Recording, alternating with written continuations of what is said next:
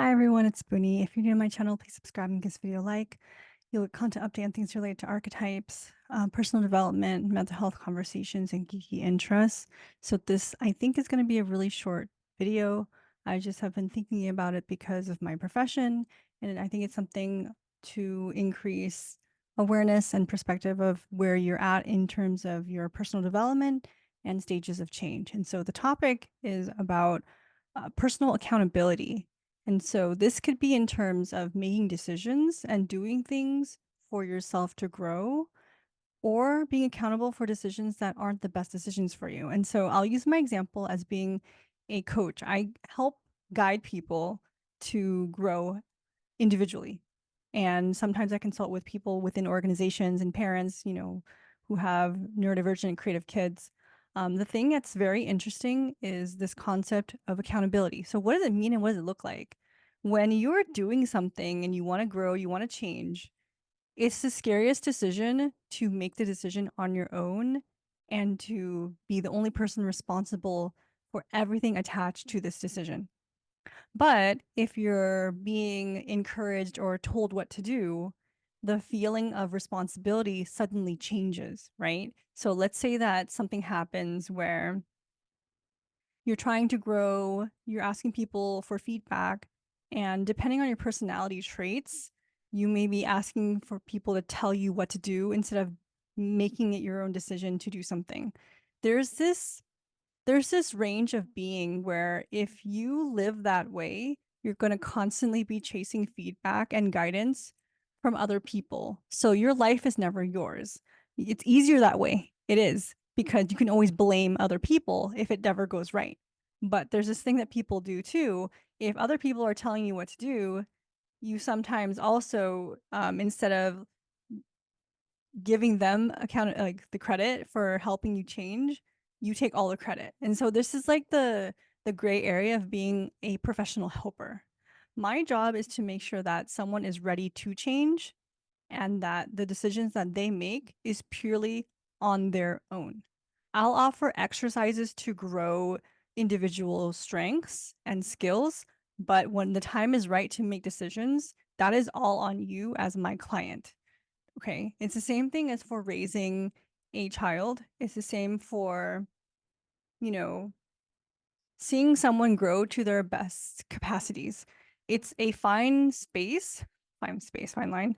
It's this interesting space where you have to determine whether this is your place to step in and offer information, guidance, some type of feedback, or you step back and see how this will play out. It's an art form to do this. It's a lot of practice and everyone is different. And so I wanted to note that because let's say so not in the professional spaces, but let's say in personal relationships in your life, there are some people who just tend not to do anything with their lives. They're quote unquote, maybe you perceive them as lazy or they're not doing anything, they're indecisive and they're having a hard time growing. And so there's a lot of things that could be happening. Some things that could be happening is they don't have access to information to know what to do next. They could be physically sick and ill and chronically burnt out, and the brain fog and the physical fatigue, like the chronic pain, whatever's going on is debilitating them so much they can't change or grow. It could be a personality trait where they rely on others to make the decisions for themselves. And so I want to focus on the latter, the last one, because other ones, like you're going to need like a doctor, you're going to need, compassion, a therapist, probably social worker. Maybe if it's that extreme, you need support in some way. But let's say that there's someone who's just like, typical person with a strong relationship to their victim archetype, where instead of having an internal locus of control, you have an external locus of control where everything in the world is beyond your capacity to change. You can't access resources. You feel like the world is against you. Your victim is very strong. And for all of us, we have a relationship with a victim archetype, and part of growing and really rediscovering who we are and transforming to our fullest potential over time is to face our victimhood, our victim archetype over time, to realize that there are some instances in life where we are a victim and sometimes where we have perpetuated the archetype and the theme. And so that's us reclaiming power to know that we don't always have to be the victim. So when I'm thinking about this is like in your relationships. So I'm going to pair it with another thing I was thinking about. It's not just the perception of like people asking, telling you what to do or you seeking information. It's also for me this relationship of what do people give you attention for? So this is about, again, perception and awareness and interpersonal mirroring of who you are or who you're not.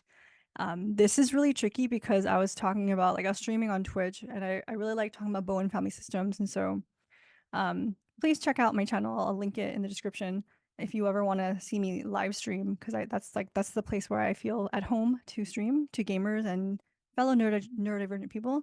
Anyway, so like I was talking about, or I'm thinking about family systems and relationship dynamics and energy, where if someone's giving you attention only when you're victimized, this is perpetuating one facet of who you are.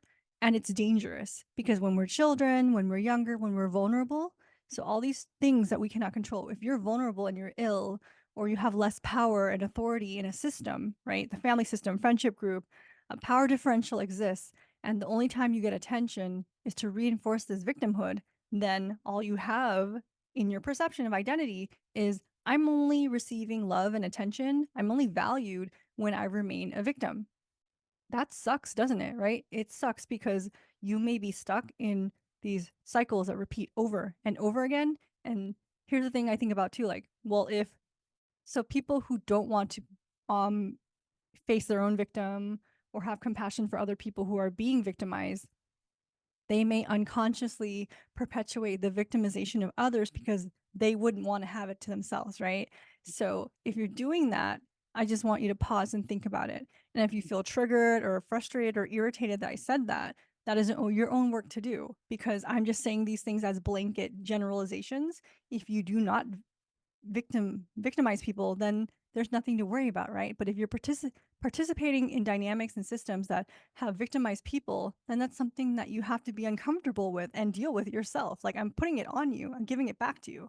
So when I'm thinking about that, like, if you are a perpetually victimized person, I'm again throwing it out to my sensitive people here, there's this balance to figure out, because as you age across the lifespan, as you slowly learn to develop a sense of self, internal locus of control, to have clarity of mind with the systems that we're in and all the power differentials that exist and the themes and the patterns that persist or not, you can start seeing what is causing the patterns to repeat. How am I participating in how people see me? Do I believe that the only way people see me is if I'm weak and a victim? Because as someone who has been seen that way for most of my life, if I try to get out that box, so now I'm talking about systems and homeostasis, if I try to break out of it, some people will try to sabotage and be like, that's not you. No, you have to stay weak. I remember you're the weak one, you're the weird one, you're the one that's not successful.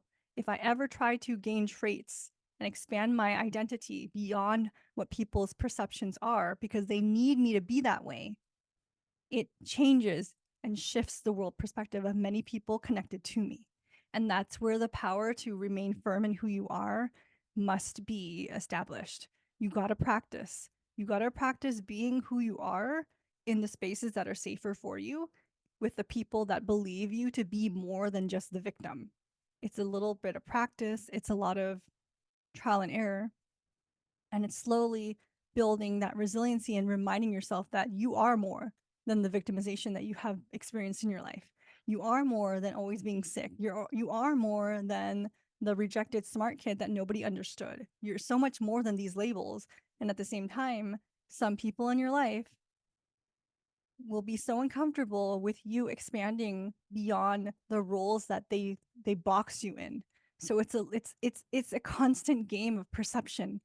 How powerful is the perception of other people in how they see you, and will it limit you to grow? That's the life challenge. That's again and again the game of perception. Will you allow them to box you in, or can you find ways to kind of game the system now because you know the rules? The rules are people's perceptions are powerful. The rules are that yes, People have power, and people with authority and power will likely victimize, whether consciously or not, the people who can be that way. And so your life journey involves questioning what is happening here. So you got to, again, bird's eye view, looking at the system, what's happening, what's the pattern, how can you reclaim a voice? And I've done it with my YouTube, I've done it with taking breaks and disappearing. I've been, people comment all the time. They're like, they're so sick of me disappearing. I don't care anymore. I don't care. Like, this is my channel. I have 400 freaking videos for you to watch. Like, you won't get tired, I guarantee it, of listening to the rambles and the things that I talk about, like hundreds, thousands of hours of content, and you're mad at me for disappearing. Like, find something else to do while I'm gone, or rewatch the stuff that I've made. Help me rebuild the channel. Like, it's so weird that people think they claim ownership of other people, just because like you're a fan or a viewer or some type of like subscriber. You don't own anybody. Like, just because you may have offered time, which is appreciated, it's like a choice. It has always been a choice. I'm not, I don't have a gun to your head and tell you to watch my videos and look at my channel. Like, it's a weird thing of people's, again, perception and authority over yourself and others. Don't allow other people to own your spirit. Is yours. And I know that it does take time, because again, if you go back to the beginning of this channel, my energy is so different. My voice, my mannerisms, my posture, everything is different. And you could see that I didn't have much of a guide. I was just like reading what I could, and I put it all together on my own. Um, I'm hoping with the the videos describing certain processes, your process will go even more quickly than mine. That's the hope. Because again, a culture and society of enlightened people willing to work on being accountable for their own stuff and not allowing the projections of other people affecting you, that's a world where we have more compassion and space to pause before we decide to judge other people, because judgments destroy groups of people. Judgments to the extreme is a stereotype, and we don't want stereotypes, because that dehumanizes a person. It dehumanizes a group that may be perceived as different, when foundationally we are so similar. We're all struggling through similar things, have hopes and wishes for a better life, whatever that may be, but foundationally we're all the same. So your work as an individual comes down to this stuff that I'm just constantly talking about again and again, your perception of yourself and the value that you give to the perceptions of other people. Just gonna cheer you on. I keep on cheering you on because I know you're capable. You're totally able to do this work. And also, there is support. There's resources, there's podcasts, there's therapists, there's online groups, there's so much content online to look into, and just feel like there's a lot of people doing this stuff and you are not alone. And that's a game changer too, because when you're doing this fight alone, it feels so insurmountable, overwhelming. So when again you feel kind of lost, that I do this, like when I disappear, I'll withdraw to myself to kind of recheck my values, my purpose of like, is it worth doing? Do I still want to do this? And I do.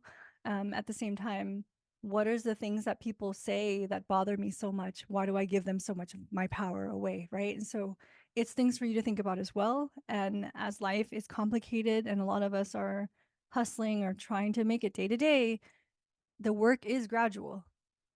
Just like how I hibernate, and I'm probably never going to rebuild my channel. I slowly coming to terms with that. It's okay. Like, I wanted to have a big channel. I wanted to have like some stream of income with this, but it's never going to happen. Like, I looked it up, like I make maybe $8 this year. My account is not happening. So anyways, being realistic with the expectations and the hopes and the intentions, like, are they congruent with what you actually want? Or again, the perceptions, are you wanting things because other people or society told you that this is what you want? That's a big one. Like, it's such a simple statement, but it takes a lifelong to really dissect and be congruent with. Do you actually want the things that society throws out at you and you say you want it because you want to appear a certain way? It's hard to be honest with that stuff, because it is a complicated world. So I do just want you to think about these things. I'm going to wrap it up now. And if you made it this far, thanks so much for watching. And don't forget to share this video with people and communities you think might benefit from it. And I'll see you in the next video. Bye.